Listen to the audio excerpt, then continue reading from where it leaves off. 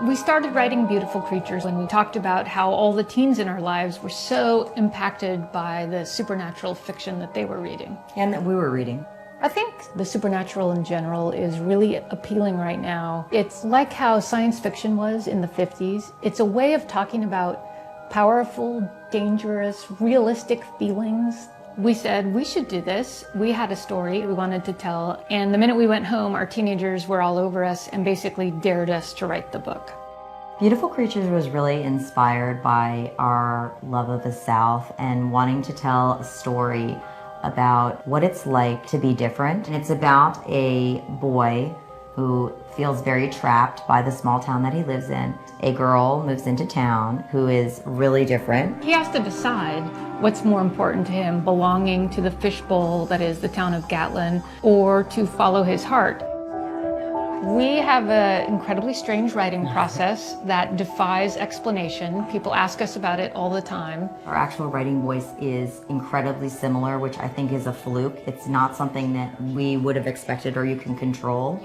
And unlike most writing partners that we've heard about, we don't write individual characters or separate chapters. People are constantly saying, well, do you write Amma or do you write Lena? Who writes Macon? Yeah. We both write everything. And we have terrible memories, which is helpful because we actually don't know who wrote what by the end of the book. We're actually in my office right now. Cami has her comfy chair. I have my comfy chair. Our definitions of comfy chair are very different. Totally different. Mine is better.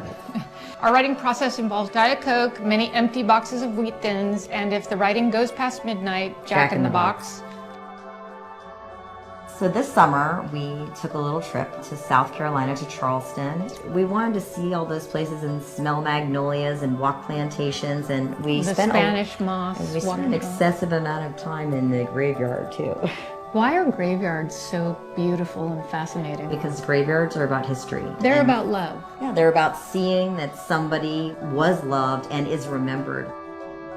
One of the reasons we really wanted to write Beautiful Creatures is because books have been so meaningful to both Margie and I our entire lives. If you find the right book at the right time in your life, particularly when you're a teen, it can really change your life. It can change your perception of yourself. And that's what we hope that a teenager will be able to find in Beautiful Creatures. They'll be able to realize that they're not the only one that's feeling different or having to make these kinds of difficult choices. And maybe the book will help them make some of them.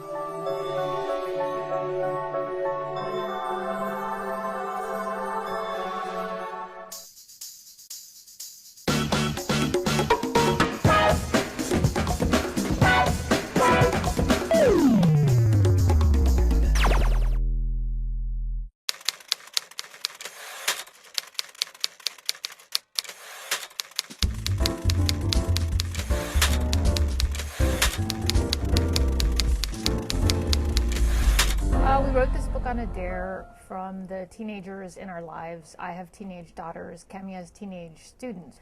And we had an idea over lunch, and I came home and I said, we're going to write a book. And they were like, yeah, right. I said, no, we're actually going to write a book. And they were like, yeah, you never finish anything. And I said, oh, it's on. And it was literally like that. We gave them the first maybe 25 pages, and they were like, eh. I said, what'd you think? And they go, what happens next? So then we knew we had them, those sly dogs. And they would literally ask us for pages every day. And they would come home from school and pester us and be like, what have you got? What have you got? And I'll be like, well, I don't have an email from Cami. I have what I have. And they're like, no, I got to see it. What do you have? What do you have? And then we knew it was going well when I got a text at about 3 in the morning from a girl named Joyce, who I didn't even know, who said, I only have up to page 146. I need more pages. Yeah, it's actually a very bloody process. When we discuss it with other writers, they pass out or start shrieking. But we will hand a draft back and forth, just striking through, cutting, chopping, deleting. There's no note-taking or asking if it would be okay to change something. It is like a super bloody Jedi, hack and slash drafting process. Like maybe Margie says, I'm going to work on chapter 1, and I say I'll work on chapter 2. And then when we're both done with our section, we actually just trade and write. And that's what she was talking about. We write over each other's work. Like literally, I'll just say, oh, I don't really like, that paragraph, and I'll just highlight it and hit delete. And I don't call her up, and we don't conference about it. Sometimes a sentence will have 2 of my words and 3 of her words. And for me, that's what's really fun, because when I get it back again, as a reader, it's almost like I get to read a new book every time I get it back. There is, of course, a story that Cami will deny, but basically, the famous story is Cami getting up the nerve to call me in a uncharacteristically conflict-oriented, we fight like sisters, but never about the book. And she's like, Marg, I hate this. It's got to go. It's the worst thing in the history of the world. And I'm like, well, okay, what are we talking about? Tell me a page number. And she says it. And I'm like, go ahead and cut it. You wrote it. And this universe was real to us. I mean, we knew exactly what kind of music the characters liked, what kind of sneakers they wore, what their favorite soda was. Like they had become real people to us. So it's almost as if their own personalities, once we constructed those personalities, they went where they wanted. Like you can't make Link do something he wouldn't naturally do once you've kind of created that character. And that's what happened. We would talk about them together as like if they were real people. Like Margie would say, okay, well, does Link like pizza? What kind of music does he like? What color, jeans would Lena have on? How does she dress? Where would she shop? Where would she not shop? Like, is she home stitching up her clothes? What does her bedroom look like? So we would literally brainstorm so that they seemed completely real to us, because then at that point, anybody can write them. You know what I mean? You could write them. It would be like you meeting someone and, becoming friends with them and being able to predict what they're going to do.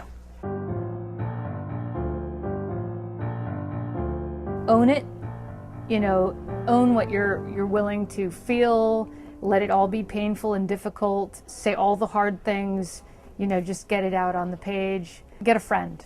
I think you need a critique partner. We were critique partners before we were writing partners, and you need just one person you trust. And then you use Twitter and the online universe, and there are actually so many people in the industry willing to talk to you. Writers have access they've never had before. My best writing advice was given to me by Clive Barker, who is, his ABRAP books are genius for me. And he said that he actually got it from his mentor, Ray Bradbury. He said he reads everything that he writes out loud. So when he's done writing, he reads the chapters out loud. And I find that when I do that, I can actually hear what doesn't ring true, what sounds forced or false, or doesn't even sound like your character's voice. And so I read everything that I write out loud. We both do. I think it's also, for us, it was very easy if you know who you're writing for. Even if it's, not necessarily 6 teenagers, but if you can imagine, one person you're writing for, if it's that critique partner, if it's, your kid. For me, it was my previous students, the kind of readers that I had. I also think you should definitely read in your genre, but I think you have to be really careful not to try to write like anyone else. Write like yourself. Don't think, oh, well, this writer is so fantastic, so I have to try to sound like that person, because everyone has their own voice, and you're not going to be able to sound like whoever that writer is that you admire so much.